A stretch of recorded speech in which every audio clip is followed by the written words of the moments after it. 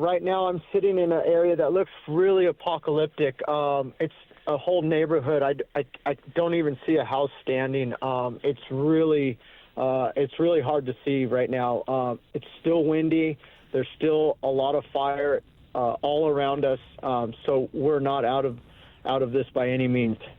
Right now, the most important thing is still life safety. If there's anyone in the way of this fire that may not have evacuated on time or needs help, that is our highest priority, and then property.